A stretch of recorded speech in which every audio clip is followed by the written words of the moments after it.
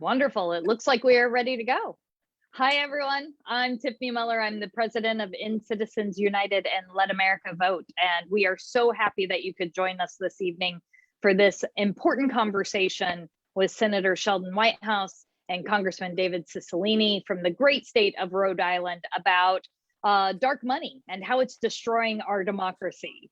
So now look, here at In Citizens United and Let America Vote, our mission's really simple. We want to get big money out of politics, and we want to make sure that everyone has the freedom to vote.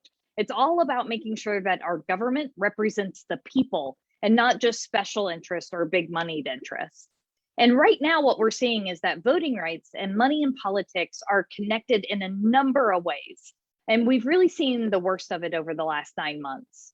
First, we've seen Republican state legislatures across the country coordinating with dark money groups to put up barriers to voting. They've introduced 400 bills in 49 states across the country to roll back the freedom to vote. And many of those have been suggested by Heritage Action, which has pledged to spend $42 million to pass voting rights restrictions across the country and to stop the For the People Act at the federal level. And this has really been a long-running plan from these groups, because in the 2020 election, many of these same groups actually funded dozens of lawsuits across the country, pushing the big lie that there was all this fraudulent voting and that the election was being stolen. And then they helped actually organize and raise money and pay for the rallies on January 6th that then led to the attacks that we saw on our Capitol.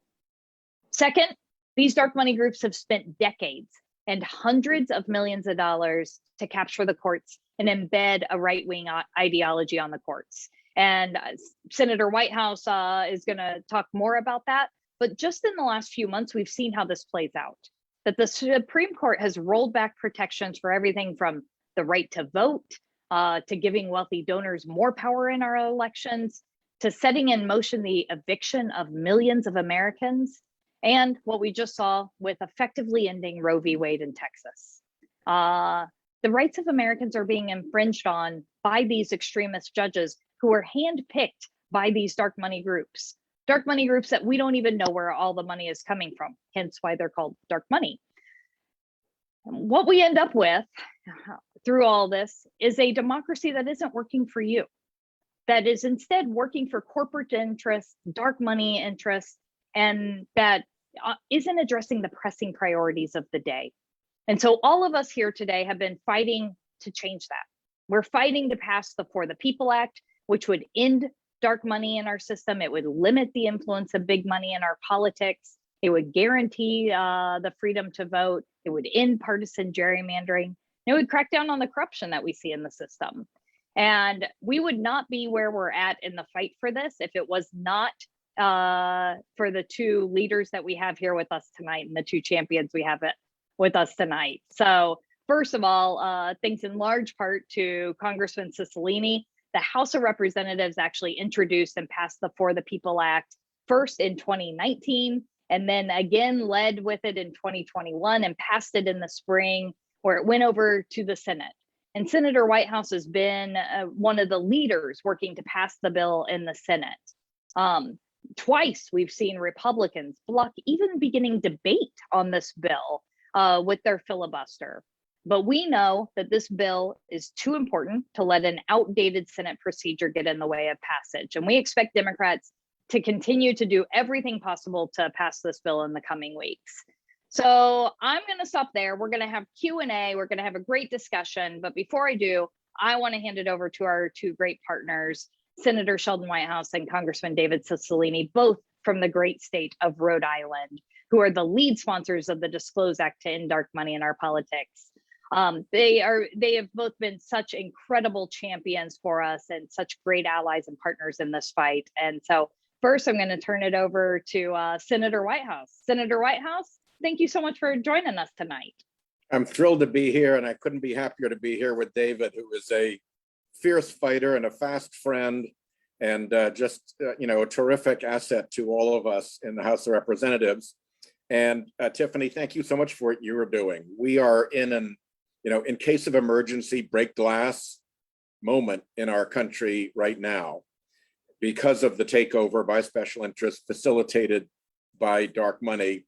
And you and Citizens United have just been fabulous at keeping persistently focused on this machinery that is poisonous to us and to the country on so many different issues. If we wait to fight them in the issue and don't fight the institutional problem, we're weakening our case and we're not going to be successful. So you're right at the heart of this, and I'm super grateful. I grew up in the Foreign Service where, the country team always had the person from the CIA. I was on the Intelligence Committee for many years, led the torture report research. And so the way I think about what's happening in our country is that it's a really big covert operation. It's just a weird covert operation because it's being run by Americans against their own country. It's being run by a little cadre of creepy right-wing billionaires, but they use all the techniques of a covert operation. They use cutouts, they use hidden money, they use propagandizing, they use front groups, all the stuff that the American intelligence community would do to try to disrupt another country, they're doing in our country, and we have to see it that way. It pops up on issue after issue. I really crashed into it dealing with climate. I'm a big climate hawk. When we started on climate, it was bipartisan. Citizens United was decided, and that day bipartisanship on climate died, and it has not revived. It has not come back to life. And the reason is the fossil fuel industry was able to take advantage of the unlimited spending, and they were able to hide that it was the fossil fuel industry. If Exxon came and ran an ad against me and David saying, we're ExxonMobil, we approve this message, those two are a bunch of skunks, we really hate them, our numbers would go up in Rhode Island. So they come in and they say, Rhode Islanders for peace and puppies and prosperity is against these two. And it's a complete sham. And now the Supreme Court has helped protect them, has helped make it impossible to find out who the real donors are. I then moved on to the capture of the court. As a lawyer, it's really been nagging at me to watch this court be slowly but surely taken over. And the dark money is everywhere. It's behind the Federalist Society that picked the judges. It's behind the Judicial Crisis Network that campaigned for the judges. It's behind the amici curiae, the organizations that come into the court and tell them what to do. They come in a dozen at a time and you don't know it's all the same creature because the funding is hidden. And now, as you pointed out, Tiffany, they've gone into voter suppression. Heritage Action admitted that they were behind most of this legislation. They got caught in the act when the tape leaked out. They said they were doing it through phony sentinels. What a creepy word, sentinels between them and these Republican state legislators. And now they're setting up new organizations to attack on critical race theory. That's going to be their latest thing. And you can see it in the corporate filings as the Judicial Crisis Network creates a fictitious organization, Honest Elections Project, to do voter suppression. And then it creates a new fictitious name organization to do critical race theory. We have to connect these dots. We have to show the American public the scheme that's being played on them. We like a good detective story. When we get the story out there, I think it'll help us win. The polling is amazingly powerful. And thank you so much for helping make it happen. This can be a really big win if we focus on it. And with that, I'll turn it over to David. Perfect. Thank you, Tiffany. It's great to be with you, and really great to be with Senator Whitehouse, who has not only been an incredible champion on this issue, but has written an entire book about the corporate takeover of our democracy. And if you haven't read it, I hope everyone who's watching will get it, because it's a great book. But it's, as Sheldon said, this is really a very alarming moment for our democracy. And Citizens United has been such an important champion in this fight to return power in our country back to the people and away from the wealthiest corporations in America. And our democracy in so many ways is under attack because of the use of dark money. The 2010 Citizens United decision really threw open the door to unlimited secret corporate spending to influence our elections. And huge wealthy corporations can spend unlimited amounts of money anonymously to influence our elections by funneling it through an organization or a PAC or a super PAC. And since 2008, more than $1 billion in dark money has been spent in our elections, according to the Brennan Center. So this is a big problem and growing every year. And, I often hear from my constituents their frustration about, who does government really working for? Whose interests are they looking out for? And you look at whatever the issues are, prescription drug prices, responsible gun safety legislation, responses to the climate crisis. Why isn't government responding to those issues? In large part, it's because of the influence of dark money in our elections and electing people to do the bidding of those interests rather than the bidding of the American people. And as you mentioned, Tiffany, part of what we saw on January 6th was a direct result of dark money, a set of policies in the prior administration that made it so that the IRS no longer required certain nonprofits to disclose their underlying donors. The SEC changed the rules that made it harder for shareholders to hold companies accountable for a company's political spending, and dark money groups also, as you said. We picked H.R. 1 as the For the People Act to respond to the corrupting influence of dark money in our elections, because we know without fixing that, we won't get all the other priorities of the American people completed. And so we selected that and passed it first because it's so urgent. The Senate has the same bill. We have got to pass this. We've got to abolish the filibuster, at least for the purposes of preserving our democracy and voting rights. And Citizens United has been such an important partner in this work. So thank you again, Tiffany. Well, thank you both. We would not be where we're at in this fight to end dark money if it wasn't for the leadership of both of you and continuing to raise up this issue day in and day out. So to get started, we're just going to go right into questions. And so I have a question for both of you. It's about Texas, because I feel like everything is about Texas right now. And over the summer, we saw Texas state lawmakers come to DC in an attempt to stop one of the most egregious voter suppression bills that we've seen so far. Unfortunately, they couldn't stay forever, and that bill was just signed into law this past week by Governor Abbott, and it really is one of the most horrendous voter suppression laws that we've seen so far. That bill, along with, I think, dozens of others in states across the country, were at least partially written and coordinated by Heritage Foundation, which is one of these dark money groups. So let's break it down into what this bill would really do. How would the Disclose Act, which is in the For the People Act that we've been talking about, how would the Disclose Act limit their efforts in the future? And I guess I'll start with Senator Whitehouse. I'll go to you first. So the state of the art in dark money mischief is to have a pair of organizations, one organized under the 501c3 section of the IRS code, and the other under the 501c4 section of the IRS code. And they work together, and the 501c4 is allowed to do political activity, but you can hide all the think tank type stuff in the 501c3. And that's what was deployed here. Heritage Foundation has a 501c4 called Heritage Action. And we were able to get a clip of the woman who does fundraising for Heritage Action telling the donors, we did this. We got these voter suppression laws before all these legislators. We did this through phony intermediary sentinels that did this for us. I think when you find out who's funding that, you weaken it dramatically, partly because people aren't going to want to be engaged in that kind of mischievous behavior if they have to do it publicly. People always behave worse when nobody's looking. But second, because citizens are entitled to this information. If you're a citizen, you're not just a consumer sitting there watching, ads on TV. You're an active participant in democracy, and you ought to know who's who out having these fights. You shouldn't be in a position where people can wear fake jerseys and pretend that they're something other than they are. That denies citizens basic information. And to use a Rhode Island political phrase, this helps citizens get the joke, right? They will understand what is going on, and it'll be a lot harder to pull the wool over people's eyes when you can connect the dots with who's behind all this stuff and how phony baloney the background of it all is.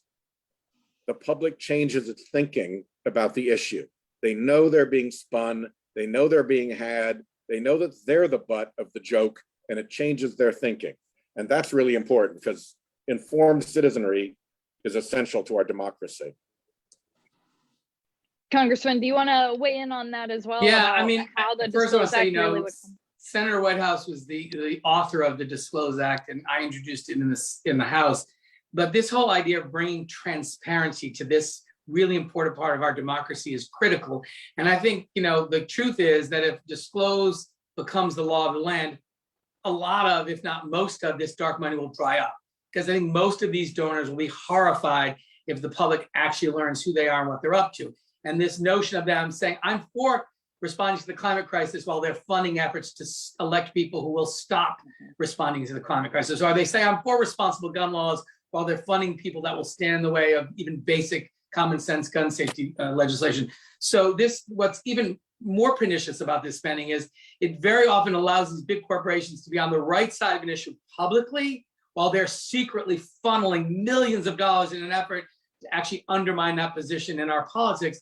And people have a right to know who's funding this stuff so they can evaluate whether they should accept or reject the argument being made by that particular communication. So this is really critical to the functioning of our democracy. If people can't have the ability to ascertain the truthfulness of information they're receiving, in part based on who's paying for it, then our democracy is in real danger. And that's what the Disclose Act will fix. Well, and it's amazing. I mean, this disclosure and transparency used to be a conservative value as well. I mean, even in the Citizens United decision, Justice Scalia, eight of the 9 justices said that we should have full disclosure and transparency, including Justice Scalia, who I don't think I ever agreed with on much in my life. But on this point, we did agree. And that in order to be able to participate in our democracy, we had to be able to verify where those claims were coming from, and therefore the truthfulness or lack thereof. And one of the places where we're seeing this play out right now is even in the debate over lowering prescription drug prices, and how we've seen big pharma fund dark money campaigns to attack efforts to lower prescription drug prices. And I think if the American people knew who was behind those ads, I think it sure would change their opinion on those ads.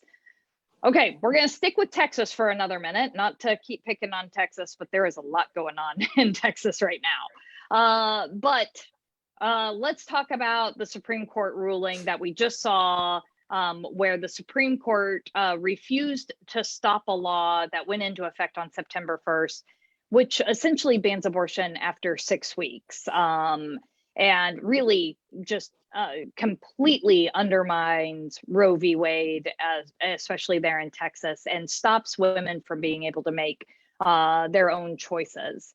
Many really, I think a lot of people that I talk to are in disbelief that this is where we're at, that this could actually happen, and that the Supreme Court would allow this. But Senator, can you help us understand how this happened and how dark money actually played a role in getting to a decision like this? Yeah, you've got to start by understanding a thing called agency capture or regulatory capture, which you can Google, and they're fields of study. It's a field of study in administrative law. It's a field of study in economics about how a regulatory agency can be taken over by the industry it's supposed to regulate. So instead of serving the public interest, it's serving the big industry that has captured it. And this is something that big business and big polluters and big corporations have been at for many, many years. And at some point, some nasty person in that world said, wait a minute, if we can take over a regulatory agency, if we can take over an administrative agency, if we can pack it with members who think our way, if we can instruct it what to do and have it do what it's told, we can do that to a court too. And so they went to work on the Supreme Court. Through the Federalist Society, they got appointed. The last 3 were all appointed through that Federalist Society turn, while huge amounts, without briefing, super quick, before argument, on just a few days' notice. They'll quickly do what they know the big donor interests who put them there want them to do. And it's a pattern. This is not a one-off. This one went up like a flare, but if you watch the pattern of their behavior This is totally predictable, unfortunately. And dark Well, money is juice that makes it work.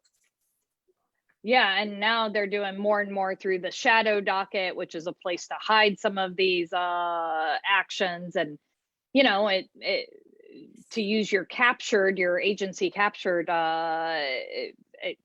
narrative there, it's like when we had an oil lobbyist in charge of the EPA, or someone who only wanted school vouchers, or in charge of the Department of Education, right? Yep. It really is a very similar.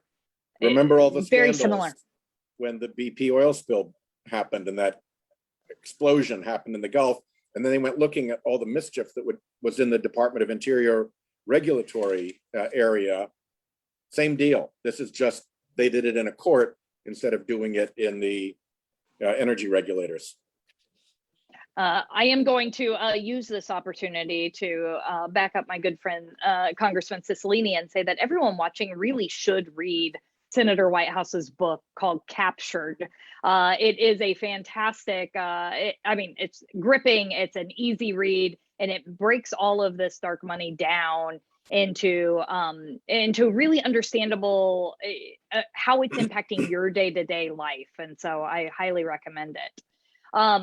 Congressman, so the other thing that dark money does, that we know it does, is that it allows foreign money to get into our elections, right? And we have seen foreign actors pouring money into our elections through these loopholes that are currently in our campaign finance system. So how would the Disclose Act actually stop that foreign interference as well? Because, I mean, surely we can all agree that we don't want foreign interference in our elections. Well, you would hope we could all agree. I mean, it surely should be the belief of every single American, whatever your political positions are, whatever your ideology is, whatever party you're affiliated with, that our elections should be decided by citizens of this country and free from interference from any foreign country or foreign actor. But currently, we can't be assured of that because of the use of dark money. And the Disclose Act responds to that by prohibiting domestic corporations with significant foreign control, ownership, or direction from spending in American elections. So it specifically prohibits it.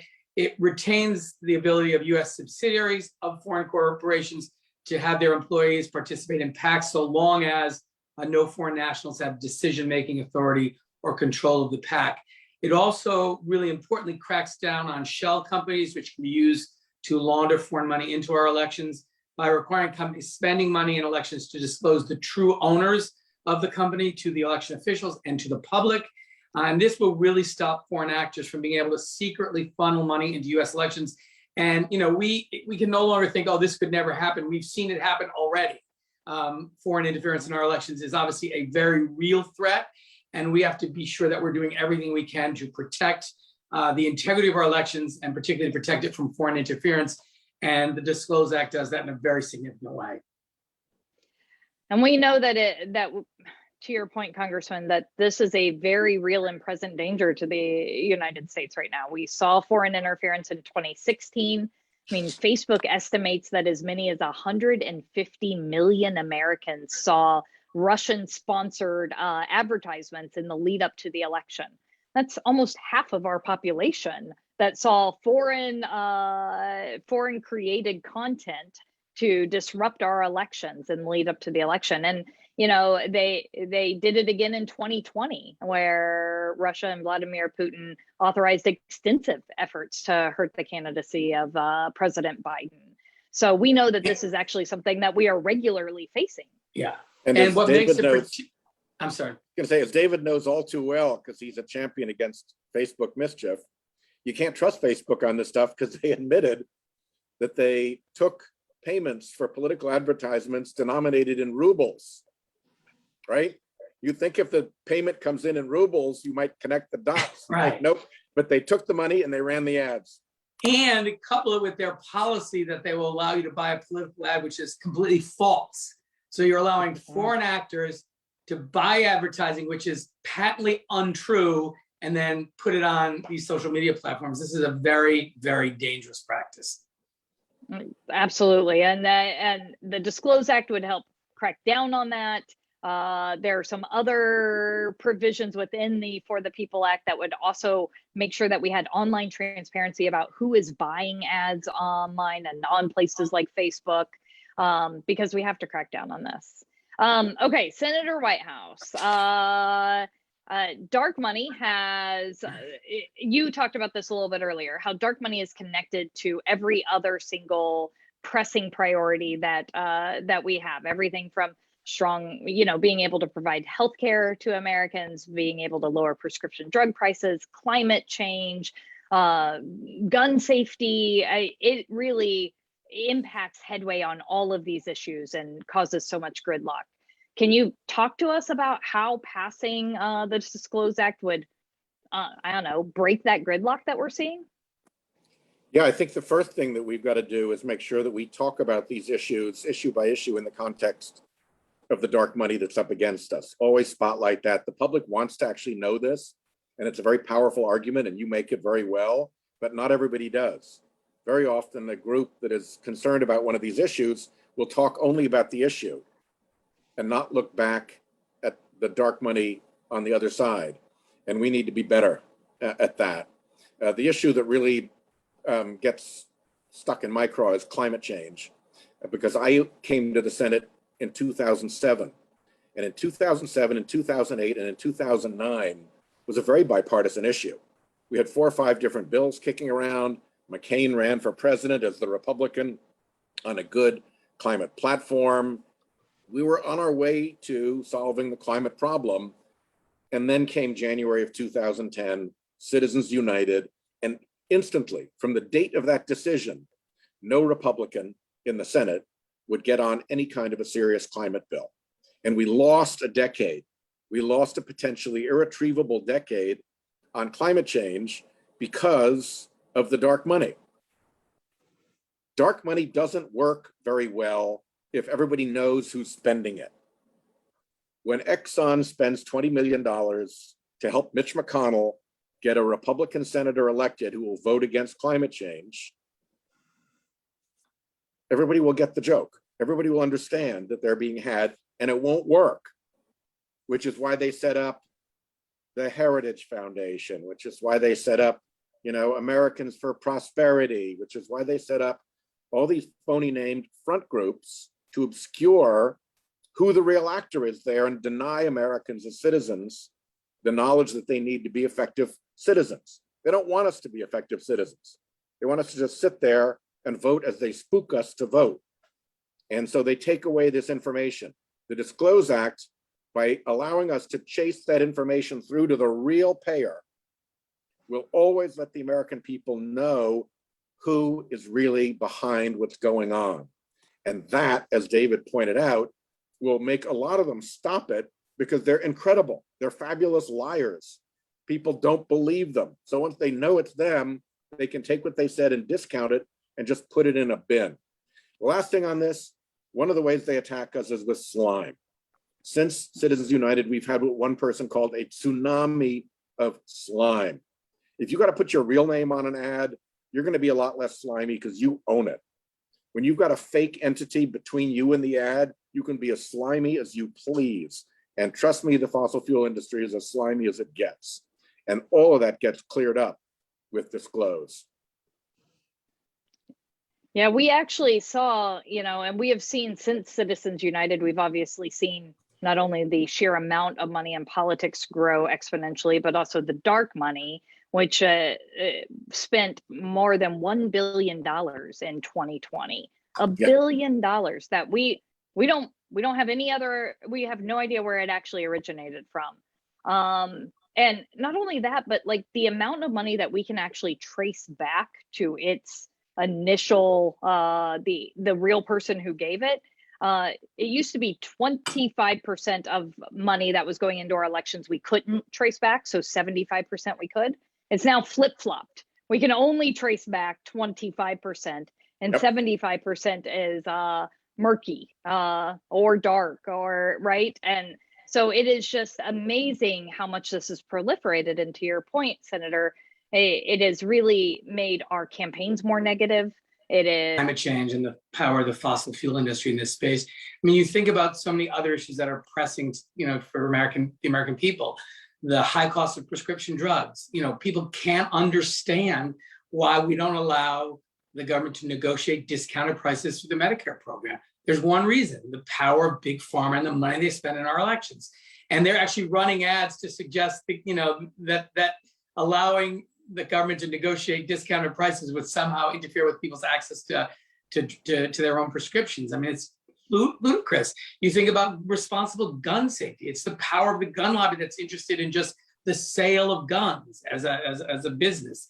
And so, it's sort of issue after issue where the needs of the American people aren't being met, in large part because of the corrupting influence of money in our political system. And a lot of that is dark money. And as you mentioned, it's not just, what they're doing with the money, it's their capacity and the fact that it's pretty easy for candidates and office holders to figure out that when one of these groups comes to you and says, if you don't vote this way, we're going to spend $20 million to bury you. Sometimes they go so far as to actually show them the ad that they're going to run. And it's a way to change the vote of a member of Congress in fear of the kind of political costs or the impact it would have on a campaign. So that's, of course, out of the view of constituents completely. And so this is not only what they actually do, it's what they have the capacity to do and what they threaten to do, so that the influence of dark corporate money is even more damaging than what we see, because those threats are not reflected anywhere in any report. Yeah, exactly. And sometimes that threat can even be implicit of instead of explicit, but we know that they get quite explicit at times too, as you just said, Congressman. Senator, we had a great question come in from Jeanette, which is, isn't there a real challenge with the current SCOTUS that the Disclose Act would be struck down as violating free speech if we were able to get it passed? Well, that's a new risk. As you pointed out in Citizens United, transparency was an 8-to-1 common victory, basically, a common principle. And then the Republicans refused to enforce it. They needed to have transparency to make the decision work legally, but they didn't mean it, and they didn't enforce it, and they didn't understand it. And it led to the error of thinking that big money is okay, even if it's transparent, which overlooks the whole threat problem that David described, because that threat is never going to be transparent. So they've got a mess on their hands, and rather than clean it up, they've gone the other way. They should have taken one of the innumerable cases that have come up to them since then and said, hey, when we said transparency, we meant it, and we're going to enforce that condition of Citizens United. They didn't. They walked away every single time. And just recently, in the Americans for Prosperity Foundation case, they created a new constitutional right to dark money. And if you want a signal of what's going on in the Supreme Court, look at the groups that showed up in that case at the certiorari position. At the moment when the court is deciding whether or not to take the case, it hasn't even gone to full decision and briefing. This is, do we take the case? 50 dark money groups showed up as amici curiae to tell them to take the case. If you look at this as behavior, that's the biggest showing of dark money front groups ever.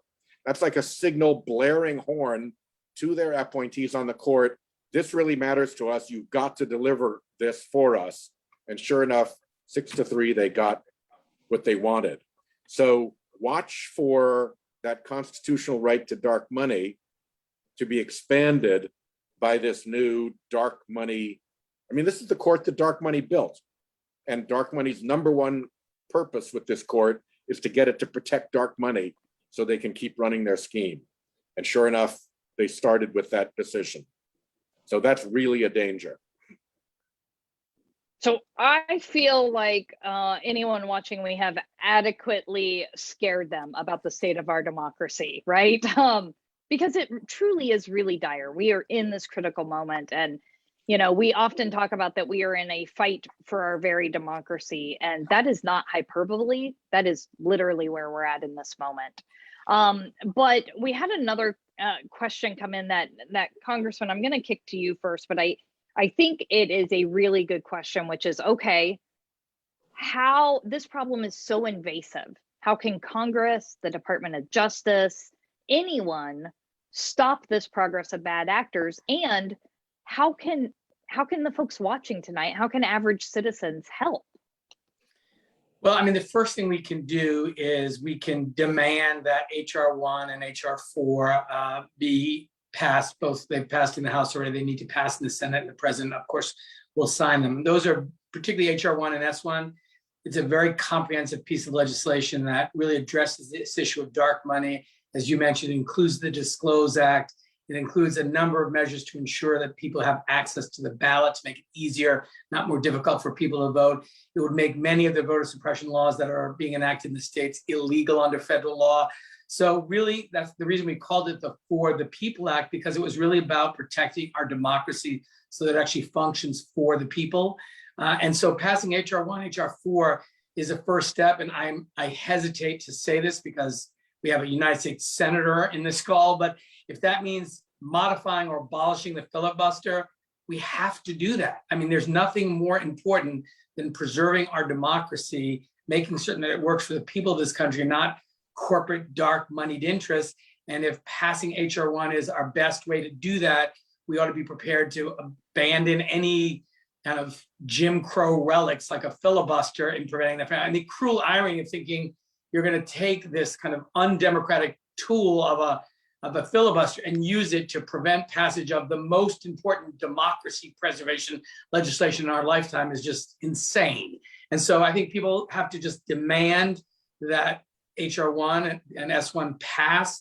The president will, of course, sign it and make certain that, elected officials hear from them. I mean, the dark money groups are spending lots of money to energize people to prevent passage of this legislation. Citizens of this country have to respond in the same way. Senator, the Senate filibuster came up.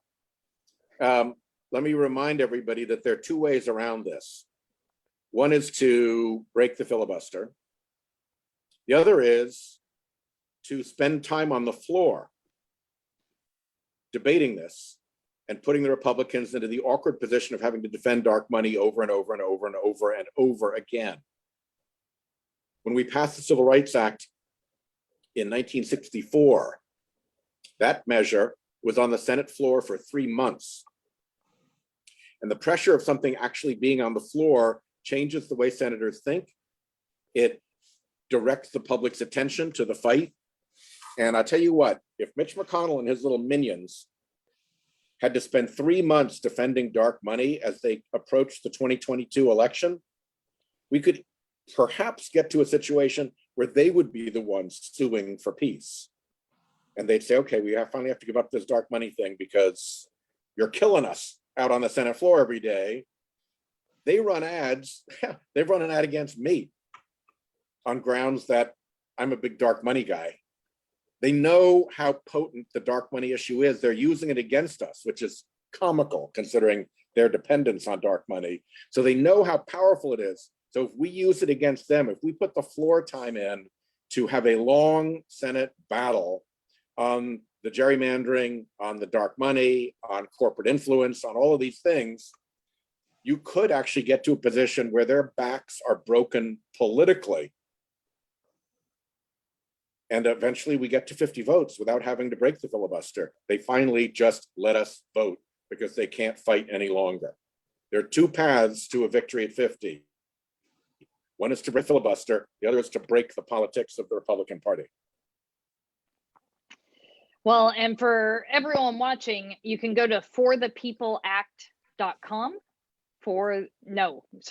actforthepeople.com, actforthepeople.com to get involved and to lend your voice and to help reach out to your senators and your representatives and say, please pass this. Please do what you can to save our democracy. This has really been such an amazing conversation. I am so grateful to both of you for spending time with us this evening. And for all of you watching who joined us tonight, thank you for being involved in the fight to help save our democracy. I know we didn't get to everyone's questions, and I Sorry about that. But thank you so much for everything that you're doing in the fight for our democracy. So before we sign off, Senator, any last words? Just thank you to everybody watching for having our backs. It really matters. Please know that the American public is powerfully with you. If you read that Jane Mayer piece in the New Yorker, where she got the tape of Mitch McConnell's minions talking to the Koch brothers' minions, they were talking about this bill. They couldn't dirty it up. Even Tea Partiers like it. They are really in a tough position. So keep the pressure on, know that the American public is with you, and let's get this done. Thank you so much. And Congressman. Thank you, Tiffany, and thank you to End Citizens United. Thank you to everyone who's watching. We will not enact HR 1 and S1 into law without the active, continuing, and relentless engagement of the American people. So just keep the pressure on. You're on the right side of history. And you'll be able to look back and say, I helped save American democracy. And what's better to be able to say than that? Right. Thank you all so much. Have a great night. Good Take night. care.